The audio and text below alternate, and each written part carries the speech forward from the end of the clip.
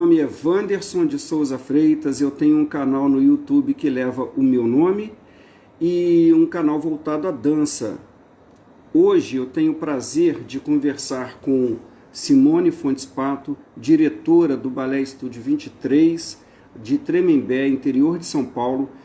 A Simone é uma professora de balé clássico, que já entrou aqui, que eu convidei para que eu e ela conversemos sobre Dom Quixote, um balé extremamente famoso, dançado pelas grandes companhias do mundo, dançado pelos grandes bailarinos.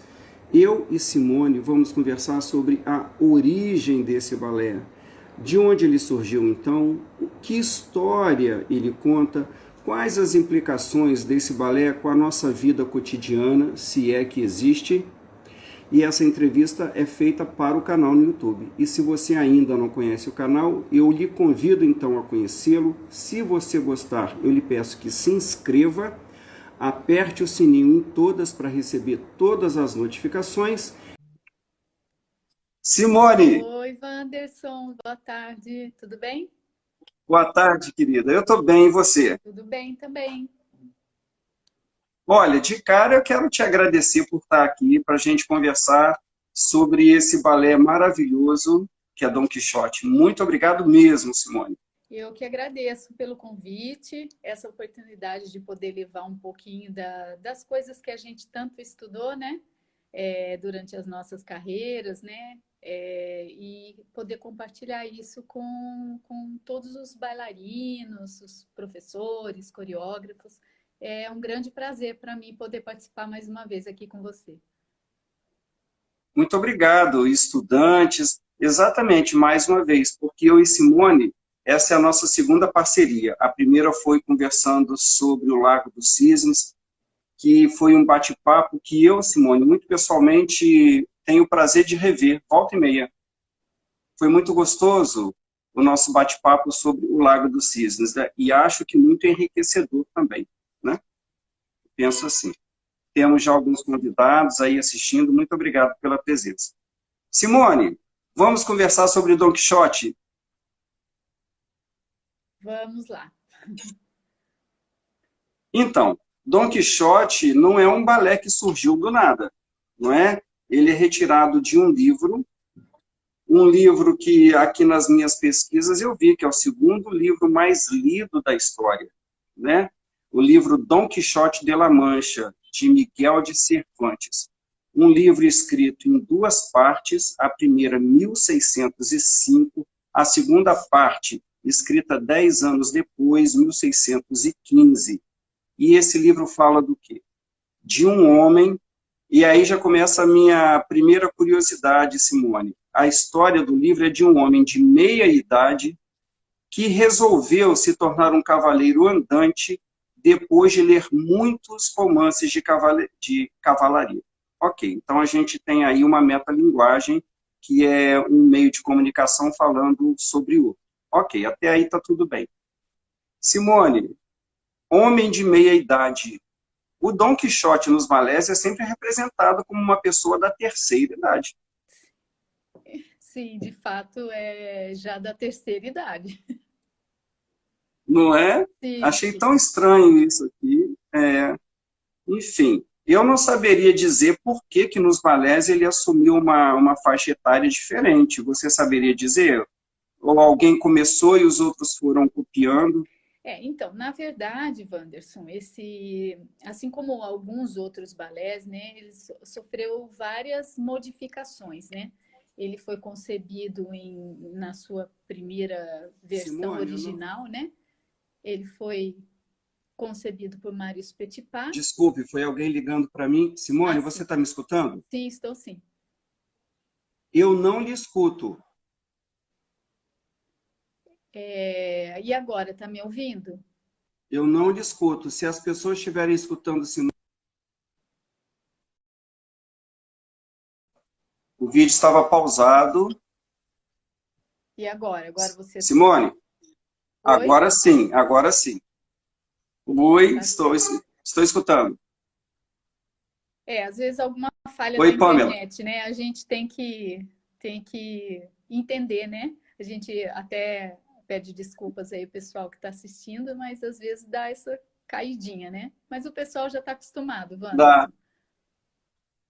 estamos aqui com Caio, Pamela, sejam muito bem-vindos. Eu digo que a gente é refém da internet, né, Simone?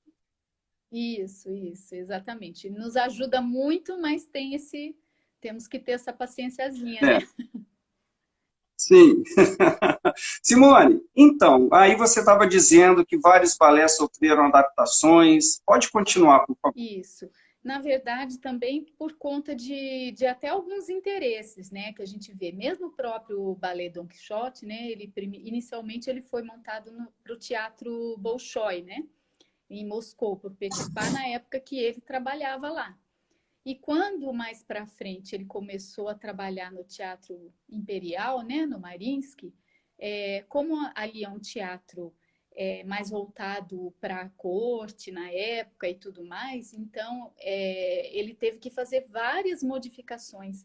Inclusive o balé que era em 4 atos passou a ser em 5 atos e tirou algumas danças muito mais a caráter que tinha na primeira versão para colocar coisas que agradariam mais à corte. Então, a gente pode dizer que até a mudança no próprio roteiro original, né, às vezes se dá por conta disso, né, para poder atingir os objetivos que o autor, né, tem para com a sua obra, né? Então, não é muito incomum a gente ver isso, não. Tá. Simone, antes de nós falarmos, então, do Petipa, da montagem dele, até porque teve montagem anterior, eu também queria passar por essas montagens. Eu queria falar, então, a história do balé Don Quixote. E aí, ao longo do nosso bate-papo, nós vamos, então, esmiuçando essa história, né? Então, vamos lá. Don Quixote é apaixonado por uma mulher que não existe, seria a mulher idealizada por ele, e ele começa, então, uma aventura, escolhendo como companheiro de aventura um escudeiro chamado Sancho Panza. Eles chegam a Sevilha, na Espanha, e Don Quixote conhece Kitri, que é a mocinha da história. Então, ele fica se perguntando se a Kitri seria aquela mulher que ele imaginou, que tem o nome, Dulcinea, né? Se eu não disse, agora. Kitri, acontece que essa moça aqui, que não é a Dulcinea, só na imaginação de Don Quixote, ela é uma moça que está apaixonada por um rapaz chamado Basílio, mas o que ela não sabia é que o pai dela, um barbeiro, Lourenço, já tinha articulado um plano para que ela se casasse com um nobre daquela aldeia, daquela região, o Gamache, que tinha uma personalidade muito indesejável, era pretensioso, arrogante, mas nem essa personalidade também interessava a Kitty, e a Kitty estava interessada num outro rapaz. Quando então Kitty fica sabendo que vai ser obrigada a se casar com Gamache, o que é que ela faz? Ela e Basílio fogem, eles fogem com a ajuda de 2 amigos, Espada e Mercedes, e chegam então a um acampamento cigano. Dom Quixote, que foi atrás dela, percebe então finalmente que a Kitty não é a Dulcinea, que a Kitty na verdade pertence a Basílio. Nesse momento acontece um vento muito forte. Dom Quixote acha que o moinho que estava ali, na verdade, era um gigante que estava ameaçando a própria Dulcinea. E aí Dom Quixote começa a lutar com esse moinho, achando que era um gigante. Só que Dom Quixote não era um jovenzinho. Então ele se cansa com facilidade e dorme. Correto, Simone? Aí ele acaba sonhando com quem? Com a Kitri? Não. Com Basílio? Claro que não. Com Dulcinea, que o tempo todo está na cabeça dele. Então, ele sonha com ela e é um momento de beleza, de pura beleza estética dentro do balé Don Quixote, não é? E aí o que acontece? Lourenço e o pai de Kitty e Gamache, o suposto futuro noivo, também vão atrás de Kitty, ok? E eles interrompem o sono de Don Quixote, o sono e o sonho. Don Quixote, a essa altura, já tinha aceitado que a Kitty era de Basílio, que não seria dele. Então, ele ensina um caminho errado, tanto para o pai quanto para esse suposto futuro noivo. Então, eles não encontram. Ok. Com o passar do tempo, eles acabam encontrando, então, aqui. E aí, a Kitri fica sabendo que ela tem que se casar com Gamache. O que é que ela faz? Muito esperta. Ela, na verdade, o Basílio, ao saber disso, ele finge que se suicida. A Kitri, ela implora Dom Quixote que convença ao pai dela de casá-la com aquele morto. E o pai concede, já que não existe mais perigo, já que o rapaz está morto. Mas, como foi dito, é uma farsa. Instantaneamente após o casamento, milagrosamente, Basílio ressuscita. E aí? E aí que o que aqui o Brasil e o Basílio queriam já está feito, estão casados, o pai não pode voltar atrás. E aí eles são felizes para sempre. Essa é a história do balé Dom Quixote. E Simone estava falando, então, da montagem do Petipa. Só que Simone, em 1740, cento e poucos anos depois, 135 anos depois da segunda parte do livro, nós temos a primeira montagem acontecida em Viena, na Áustria, por um coreógrafo chamado Franz Hilverding. E depois houve a montagem do Georges Noverre, em 1768, também na Áustria, também em Viena, com a música de Joseph Starzer.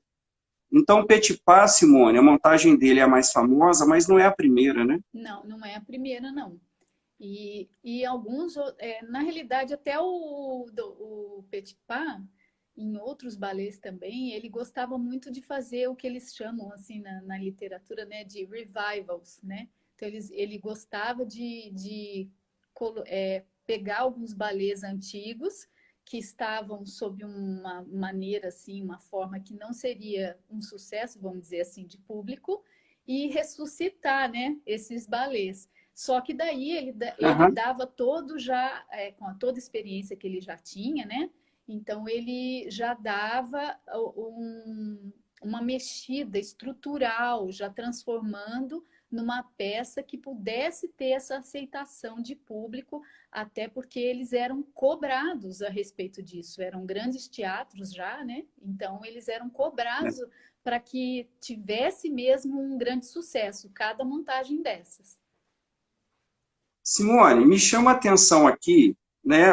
Você mesmo falou que Petipa já era um coreógrafo experiente. Não é a primeira vez, você mesma disse dos revivals. Ele fez isso com o Lago dos Cisnes, não é? Sim.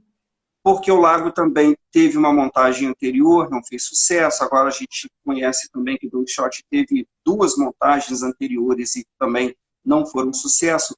Você acredita que o Petipa não tenha sido, isso está me passando pela cabeça agora, não tenha sido só um grande coreógrafo, mas também um grande observador do que agradava ao público. Então, assim, ele já sabia o que não dava certo por experiências alheias, ou talvez até experiências próprias de outros balés que a gente não conhece, e já sabendo do que o público gostava ou não, ele começou a direcionar, então, para o palco aquilo que com certeza agradaria, porque eu, Wanderson, eu não conheço um fracasso do Petipa. Embora que até a história fala que uma ou outra coisa, pelo menos no início, não teve uma grande aceitação e depois, com algumas mudanças, é que foi acontecendo tudo, e inclusive com o Petipa. Porém, Petipa, quando ele criou esses grandes balés, assim, mais ou menos nessas datas, né? Nessa faixa, né? Mais ou menos que abrange Dom Quixote, Bela Adormecida, Lago dos Cisnes, os grandes balés mesmo que ele construiu, né? Então, ele já, na minha opinião, ele era um grande engenheiro do balé, né? Então, o que acontecia? Ele fazia os desenhos de acordo com uma estruturação muito particular que ele começou a querer implantar, né? Então, isso foi uma coisa que eu acredito, pelo menos, a esta visão dele, sabe? Assim, de querer transformar a linguagem cênica, né, o drama que a gente vê encenado nos balés de repertório tradicional, também com a questão de estrutura, a estrutura cênica, né? A maneira de contar a história, como por exemplo você até citou, né? Essa grande beleza, né? Desse ato que na primeira montagem era no terceiro ato, porque eram mais atos, né? E agora a gente vê geralmente no segundo ato, que é o sonho, né? Que é um ato considerado o ato clássico. Então a visão de Petipa de colocar sempre atos que pudessem levar a danças mais a caráter ou danças para poder transmitir melhor a dramatização, né? Como Dom Quixote, que é uma comédia, né? Vamos dizer assim, o primeiro ato, todo aquele começo, Sim. e dessa comédia depois já passa para o ato clássico, com toda aquela beleza, aquele lirismo, né? Então, o que acontecia?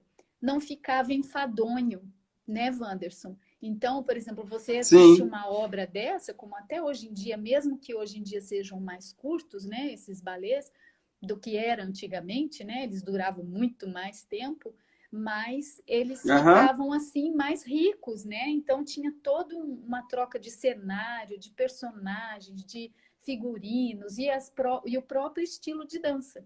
E aí o que isso fazia? O público, mesmo em Dom Quixote, quando a gente já parece que já viu tudo que tinha que ver, que estava tudo muito lindo, no primeiro ato muito empolgante, o segundo ato muito lírico e tudo mais, o desenvolver da história, todo mundo querendo saber como é que vai acontecer, e aí vem aquele ato final, com aquele Grampa Dedê, aquelas danças, né, maravilhosas. Então, o que acontece? O público ainda assim se surpreendia, né? Então, todo mundo, os teatros aclamavam muito, porque isso tudo que Petipa criou naquela época era muito novo e era muito rico em todos os sentidos, né? Rico no sentido assim de ter estrutura, de ter nem sempre o enredo era dos melhores, né?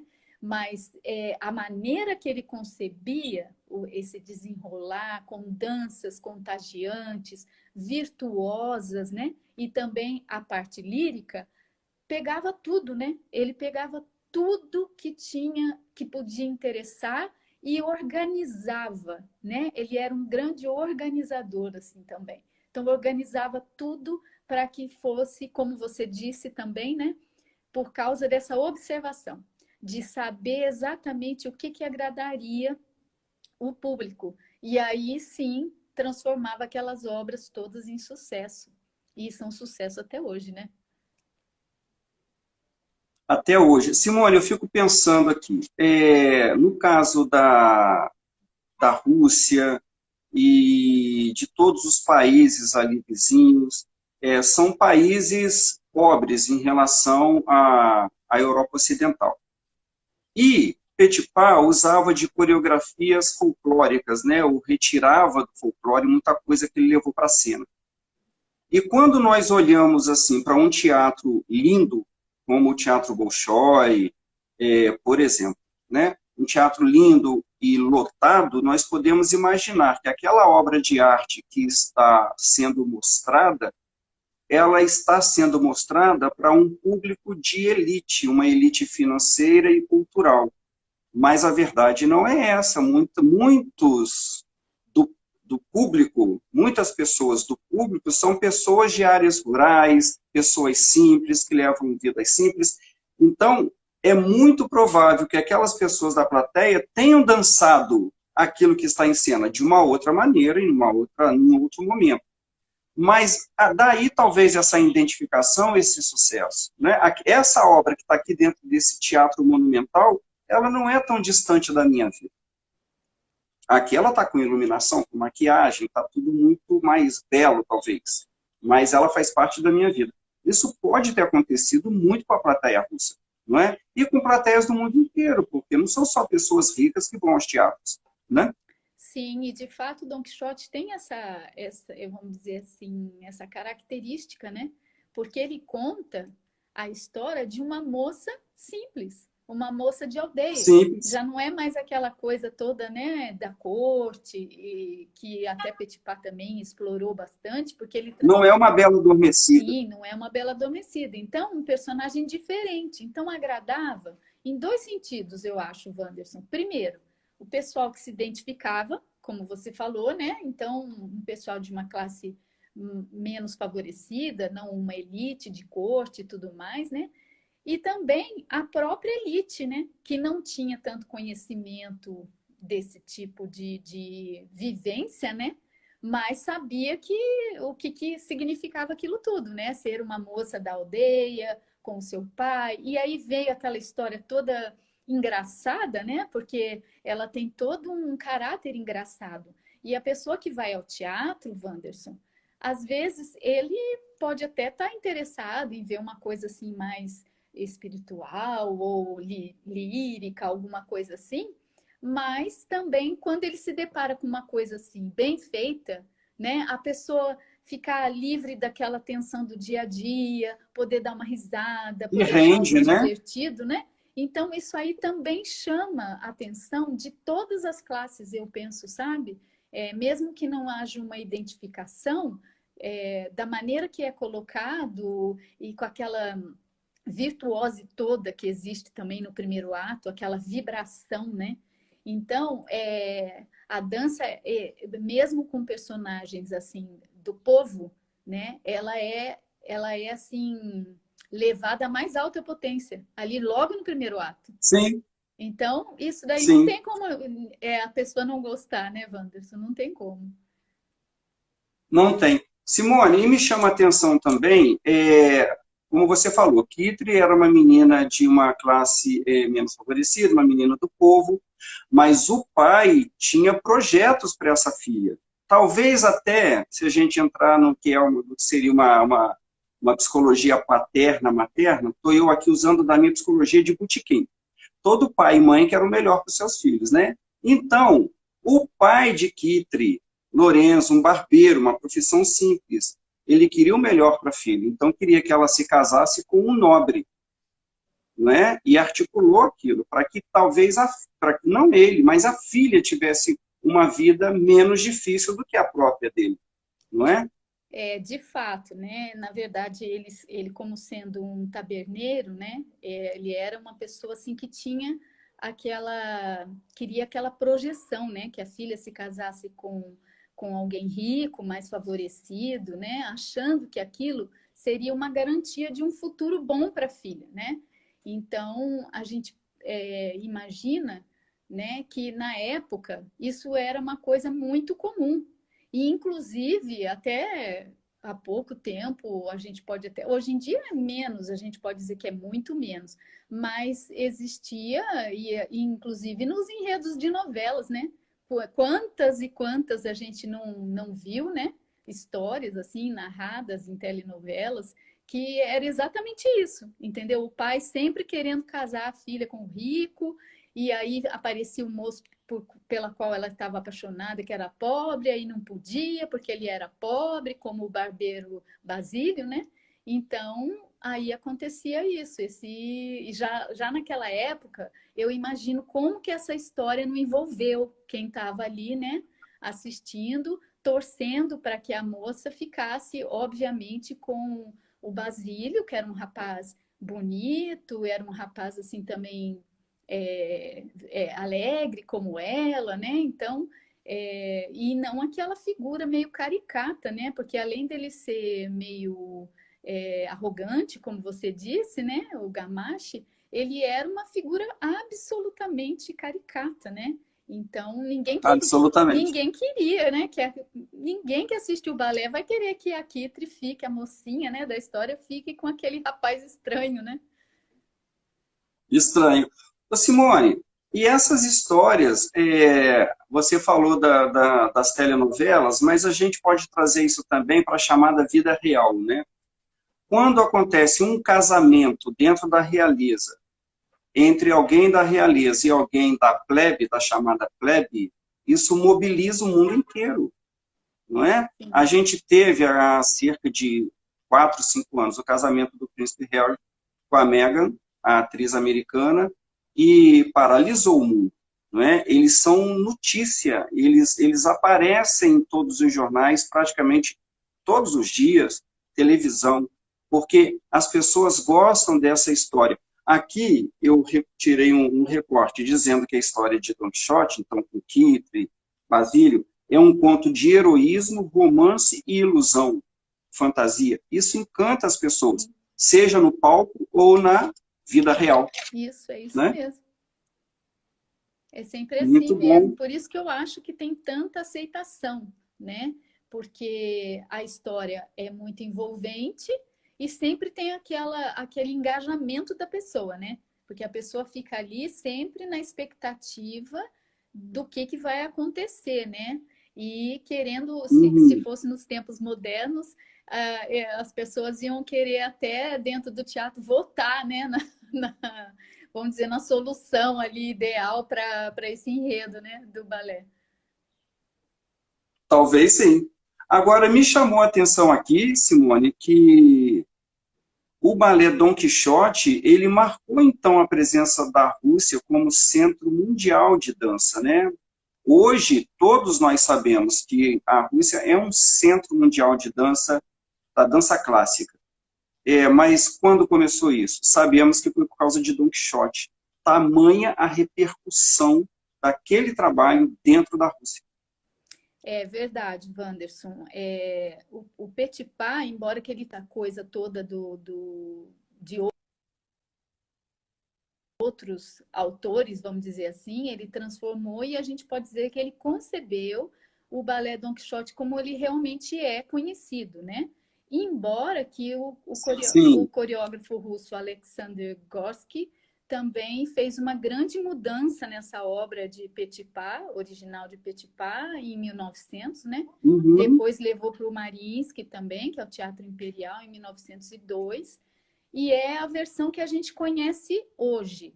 As versões russas que a gente conhece hoje, elas não são as originais de Petit Pas. A gente já conhece com bastante modificação feita pelo Gorsky, mas deixando aquela autoria mais assim, sem mexer muito naquilo, né? Houve alguns cortes, algumas coisas que deixariam o balé para os dias, né? Já ali foi um pouquinho de tempo depois, né? Mas já se achava que era muito excessivo e tudo, o balé, então foram feitas essas adaptações, né?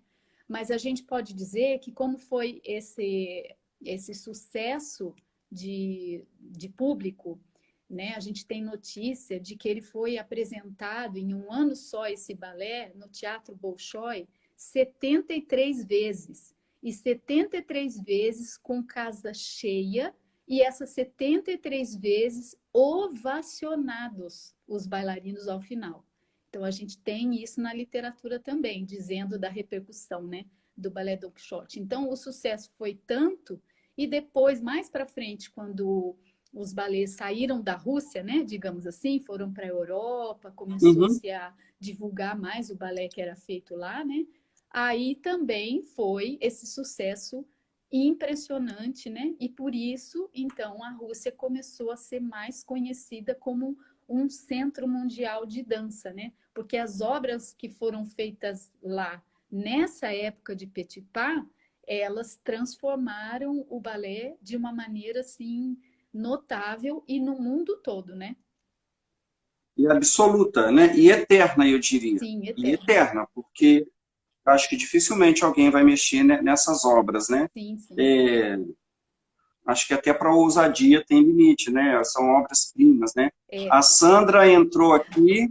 Seja bem-vinda, Sandra. isso, olha lá. Ela, Sandra, sua irmã. muito engraçadinha, né, Wanderson? Já tá lá. Oi, gente, cheguei. Ó, eu não queria falar isso, é você que está falando. É, Olha, ô Simone, e aí, aqui nas minhas pesquisas foi dito que o Ocidente conheceu essa obra com a vinda dos bailarinos russos que desertaram, Nureyev, Makarova e Baryshnikov. é, na verdade, isso aí também ajudou, né, Wanderson? Porque houve aquela época, Ajudou. ajudou bastante, porque eles eram grandes expoentes, né, como bailarinos. né? E quando eles vieram para o Ocidente, eu acho que foi onde realmente esse lado ocidental pôde ver a técnica, a maneira de dançar também, e também mais para frente, Wanderson, a gente vê que esses jovens também deixaram suas contribuições como coreógrafos e remontadores dos balés. Como eles eram da própria Rússia e aprenderam esses balés lá, quando eles transferiram esse conhecimento, né, nos Estados Unidos, o Nureyev até na parte europeia mesmo, né, a Makarova também remontou muitos balés, tem uma contribuição imensa, né, nessas remontagens. Então, aí se conheceu melhor como eram as obras originais, né, porque eles trouxeram da Rússia para o Ocidente. Então, o Don Quixote mesmo, que foi encenado pelo American Ballet, também, que foi feita a remontagem pelo Baryshnikov, quando ele era, né, diretor da companhia, ficou, assim, mundialmente conhecido, né? Então... Simone, ficou mundialmente conhecido, mas eu pessoalmente não gosto daquela versão. Eu acho que o Baryshnikov o tempo todo ele flerta com a plateia, de uma maneira proposital. Nós sabemos que o Baryshnikov não foi um bom diretor de companhia, ele gerou muitas dívidas para a companhia. E quando eu vejo essa versão, com ele o tempo todo olhando para a plateia, então ele retira essa magia de nós, plateia, estarmos observando um mundo paralelo. Porque quando existe uma concentração total dos artistas, uma energia toda voltada para a história, é como se nós fôssemos convidados a observar um outro mundo que se desenrola diante dos nossos olhos. Estamos vendo, mas não estamos participando. O que o Baryshnikov faz é quebrar isso, e ele traz a plateia para dentro do palco com aquilo que eu estou chamando de flerte constante. E eu acho que ele fez isso para conquistar patrocinadores para a companhia. Eu não consigo olhar para aquela versão, olhar para o que o Baryshnikov faz e gostar. Eu não consigo. É uma opinião minha, pessoal. Sim. Os fãs de Baryshnikov me perdoem, mas eu mantenho o que eu digo. O que você acha, Simone? Eu não tenho essa impressão não, Wanderson. Eu gosto muito da maneira que ele concebeu a obra, eu gosto muito da maneira que ele interpreta também. Só que, assim, com certeza, de fato, acaba tendo um destaque maior para a figura e o personagem dele. Na verdade, tem esse destaque. Mas isso eu acho, eu não sei, a impressão que me dá, porque a gente não pode, de fato, ler o pensamento, né? Você vê que para Não, você... afirmar não, afirmar não. Então, a impressão que me dá é que ele tem um carisma tal, sabe? E tão, assim, eu acho que espontâneo, e ele já estava numa fase da carreira dele, onde ele já estava bem maduro, né? Seguro. Então, eu acho que ele acaba se sobressaindo, sim, né? Como um destaque, ele se comunica também, realmente, com o público, principalmente na cena da taverna, eu vejo muito isso, essa comunicação, né? Que você citou, mas, para mim, Simone, não dá essa impressão, sabe? Assim, que ele está querendo fazer isso propositalmente. Para mim, a impressão que dá é que isso é uma coisa natural, que ocorre por conta do todo o contexto até, né? Dele já estar bem afirmado dentro da companhia, ter gerenciado toda aquela remontagem. Eu acho que é mais por conta disso. Tá. E o que você acha dos grandes intérpretes nesse balé? Para você, quais são os grandes intérpretes, as grandes Kitris, os Basílios? Olha, por exemplo, vamos para o lado feminino, né, da coisa. A Kitri, né, que é uma personagem encantadora. Eu gosto muito da Maximova, Ekaterina Maximova. Para a época, eu acho que ela dá um caráter assim para a Kitri muito, que eu vejo muito que parece que era o caráter que Petipa queria, que a Kitri tivesse, eu vejo isso nela. Eu gosto também das bailarinas atuais, eu gosto muito da Acipova também, que é uma bailarina que dança de uma maneira muito dela, então eu acho que ela faz uma Kitri muito diferente, especial e que tem a ver com realmente o que eu vejo na Kitri. A própria Cynthia Harvey... Você sabe, desculpa, você sabe que a Alzipova estava na Argentina agora, dançando Gisele, com Daniel Camargo. É isso mesmo. Eu gosto muito da interpretação dela. Eu acho que a Kitri, ela precisa de uma bailarina, intérprete, que seja mais disposta a fazer a interpretação dramática, né? Logicamente que a parte técnica, Wanderson, hoje em dia, então, nas grandes companhias, a gente não pode dizer nada, né? Porque eles são o filtro do filtro do filtro. Então, a gente não pode dizer que tecnicamente não foi bem ou não sei o quê, não. Todo mundo salta bem, todo mundo gira bem, todo mundo faz bem o padedê, tá tudo certo, não tem nada errado. As quintas estão sempre bem fechadas, sim, né? Então, os equilíbrios, né? Os braços também. A gente não pode dizer nada, né? Das grandes companhias, não podemos falar por esse aspecto. Porém, eu acho que, por exemplo, alguns personagens, dependendo do que a gente está falando no balé, eles precisam dessa interpretação cênica muito peculiar, sabe? Assim, e muito o tempo todo, no caso de Don Quixote. Sim, e muito estudado, porque tem uma parte muito difícil, que é a primeira parte, que é muito dramática mesmo, né? Onde a gente vai ver o desenrolar do enredo, e ela tem que fazer toda uma cena cômica, tem toda a pantomima específica, e enfim. E depois se transforma numa bailarina lírica, completamente lírica no sonho, né? E também a parte técnica de interpretar, né? A Dulcinea barra Kitri é uma técnica difícil, não é uma técnica assim comum, ela é muito difícil porque os movimentos não são tão virtuosos quanto, por exemplo, a Rainha das Dríades e tal, mas a técnica deles é muito complexa mesmo, né? Junta muitos elementos que tecnicamente você tem que estar muito ensaiada para fazer. É uma técnica muito apurada. Muito apurada, eu acho. Eu gosto muito, você sabe, né, Wanderson, o pessoal que está assistindo, talvez alguns não saibam, né? Mas eu tenho um carinho especial pela escola russa, né? Pelas companhias russas. Então, as bailarinas russas me parece que entendem um pouco melhor esse personagem Kitri. E quanto ao Basílio... Ah, tradição, né, Simone? Exato, né? E também eles têm aqueles ensaiadores que são de geração pós geração, né?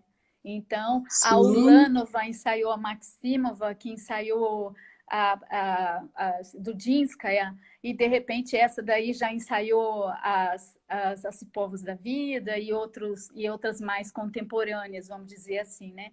Então, nada como essa coisa geração após geração, né?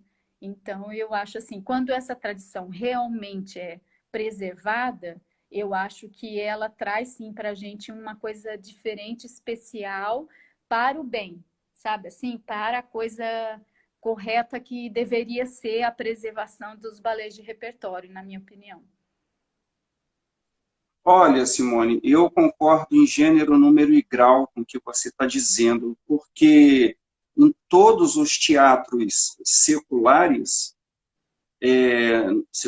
né, no sentido de certos mesmo, de mais de 100 anos e tal, eles têm profissionais competentes para isso.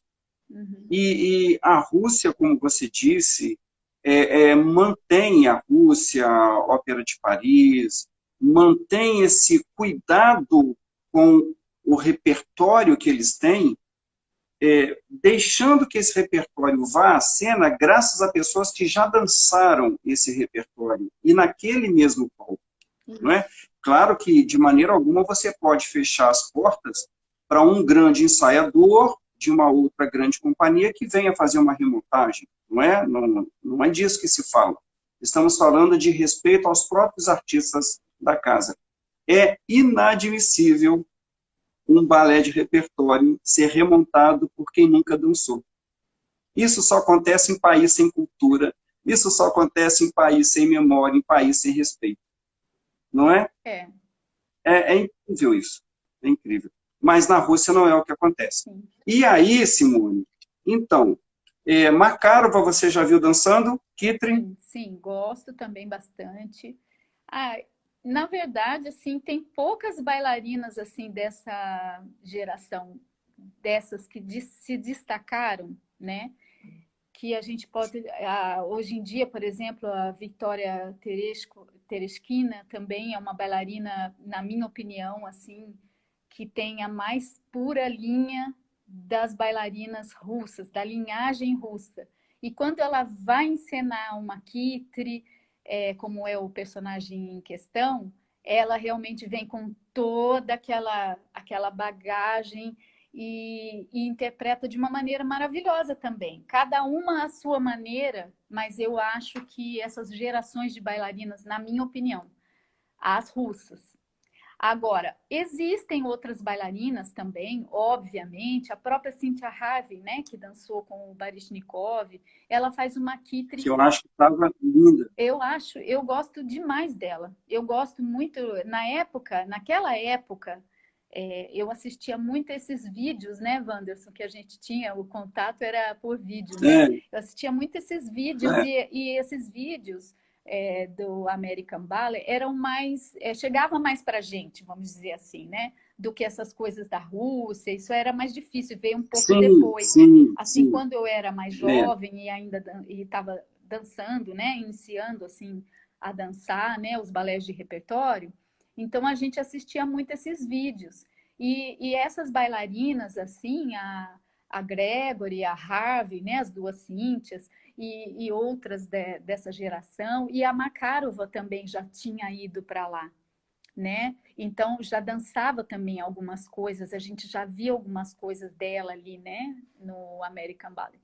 Então, nessa época, elas para mim elas eram a minha referência, porque ainda apesar de Sim, eu ter uma professora que é da, vamos dizer assim, da escola método russo, né, e me ensinou a ter toda essa linha russa, né, vamos dizer assim, mas o que chegava para a gente era mais esse outro lado.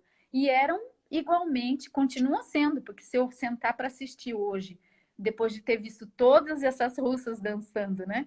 Eu assisti, por exemplo, a Harvey interpretando a Kitri, eu ainda gosto demais da interpretação dela. Eu gosto.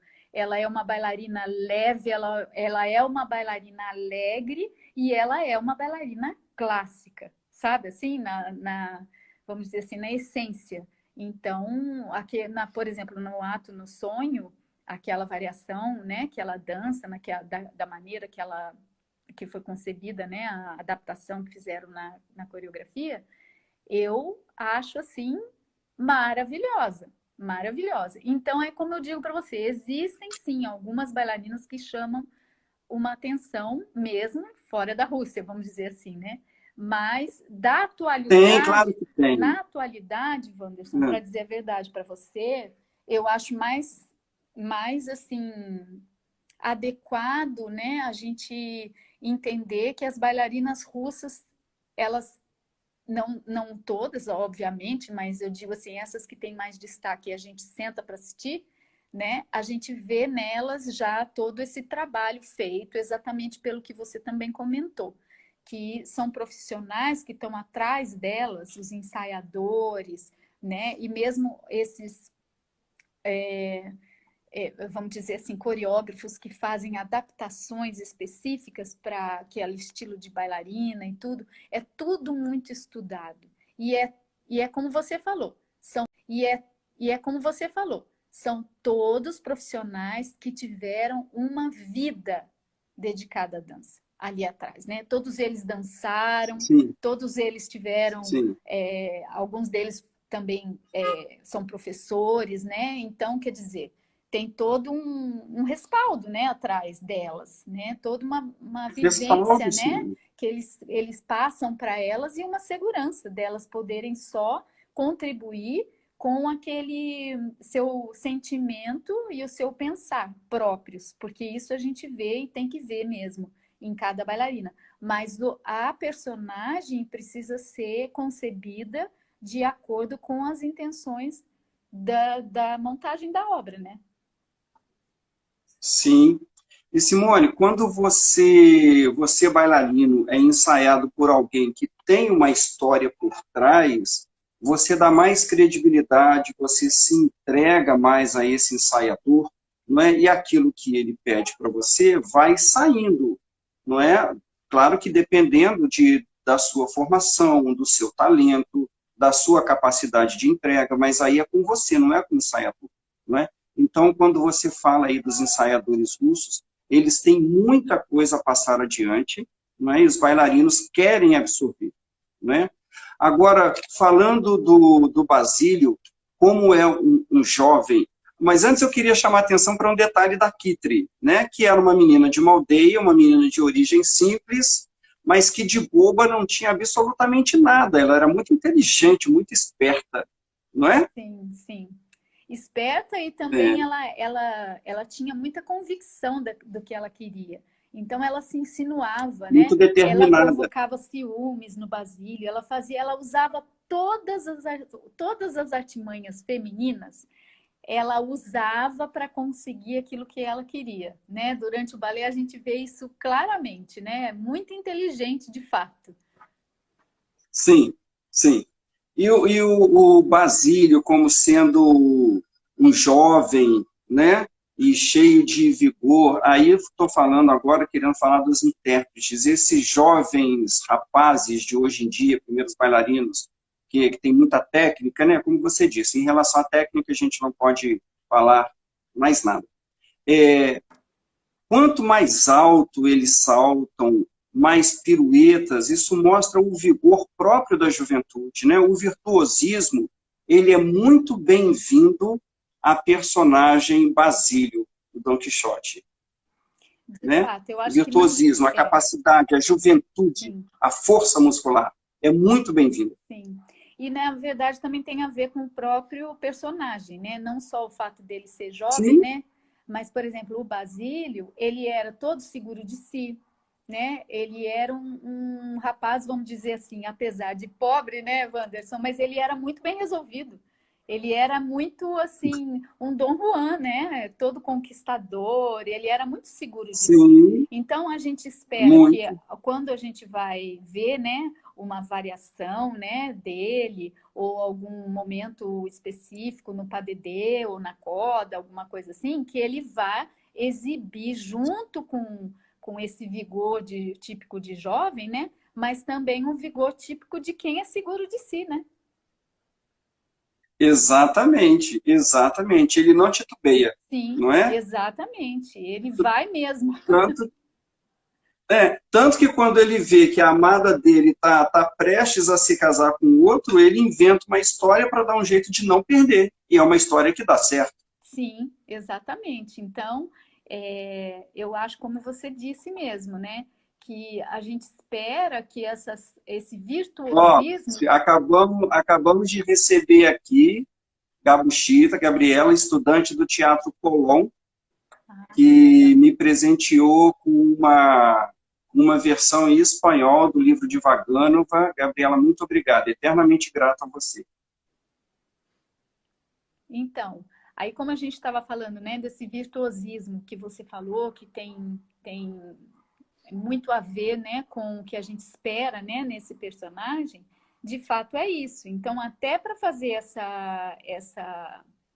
esse personagem, né, Basílio, de fato é um requisito, né, que as pessoas têm que entender. Por exemplo, na hora de fazer a variação masculina, é uma variação masculina de muita virtuose e de muita precisão. Por quê? Porque Basílio é seguro de si.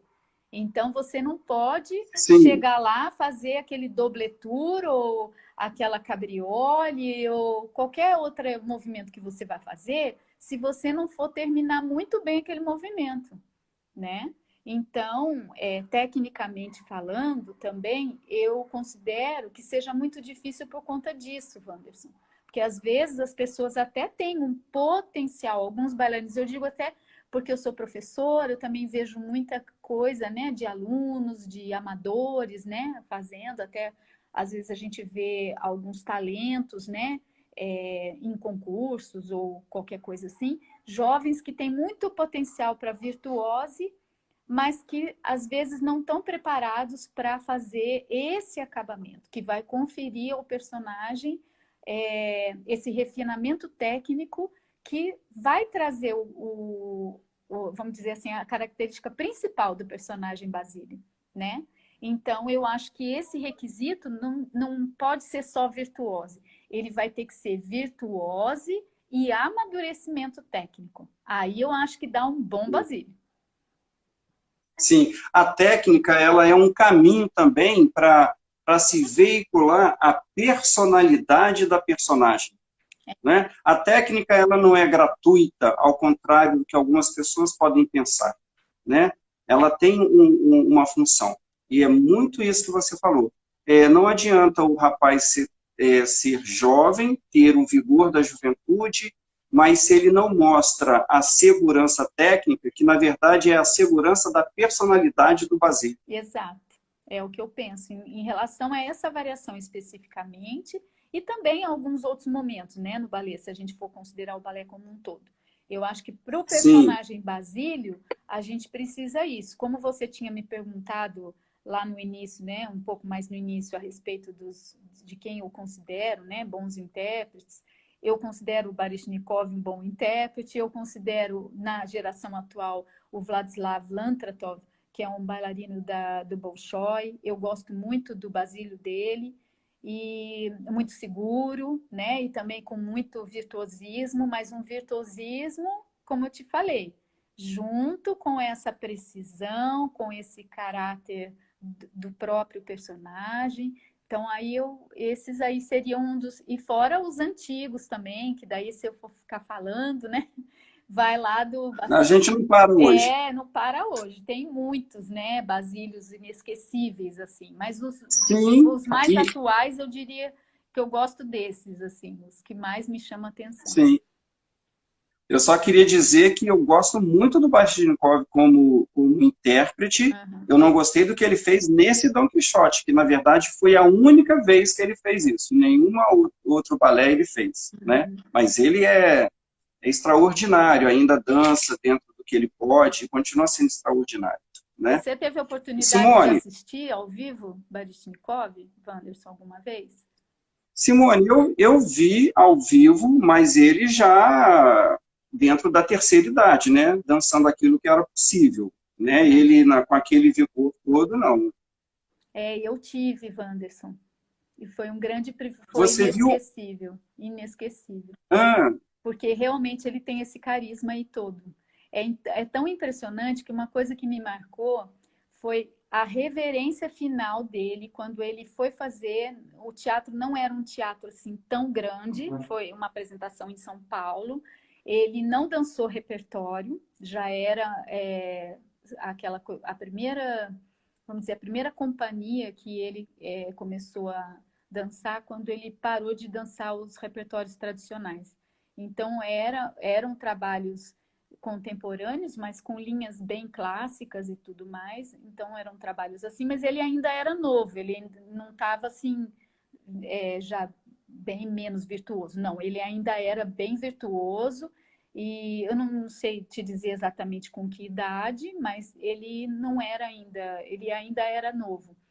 E a reverência do final me chamou muita atenção, porque cada um na plateia tinha a impressão de que ele estava olhando exatamente para a gente, sabe? Assim, o olhar dele era um olhar tão presente e tão direto que isso me causou muito, eu me impressionei muito com isso. A impressão que dava é que ele olhava nos olhos de cada pessoa, sabe assim? E uma pessoa assim de uma educação de dança, sabe assim? Maravilhosa. E um contato cênico é algo que eu não saberia explicar para você, só vendo mesmo. Entendeu? Sim. Algumas pessoas têm Algumas pessoas têm as suas especificidades, né? Sim, sim. Ele realmente é um homem carregado de carisma, não é não só de técnica. Simone, eu quero agradecer muito a você essa sua segunda participação, espero que venham outras. Eu não disse no início, digo agora, que essa é uma série, Histórias da Dança, cujo primeiro capítulo, chamando assim, foi o Lago dos Cisnes, o segundo, Don Quixote, sempre com a presença ilustre de Simone. Simone, muito obrigado, viu?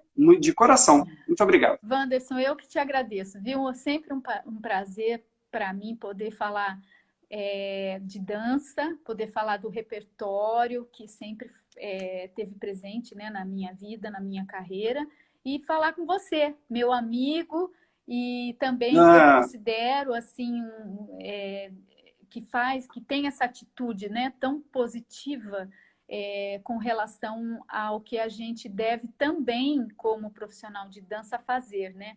Essa informação que é tão necessária, né? E você poder ter essa iniciativa é para mim uma coisa assim admirável. Muito obrigado. Eu só queria aqui chamar a atenção para a presença de Renato Marques, um professor e coreógrafo de dança flamenga extraordinário, extraordinário mesmo. Obrigado, Renato. Obrigada. A Sandra aplaudindo aqui ao trabalho. E Nosliu 2004. Beijos, tia Simone. O Will. Deve ser o Will, ele é aluno de uma aluna minha, Wanderson. Olha como é que a gente está. Mas já fez algumas aulas também na minha escola. Ótimo. Simone, o nosso tempo acabou, né? O Instagram, ele determina o tempo. Muito obrigado, viu? E eu espero que outros capítulos dessa série Histórias da Dança venham. Muito obrigado mesmo. Eu que agradeço, Wanderson. Um abraço. Tchau, querido. Tchau.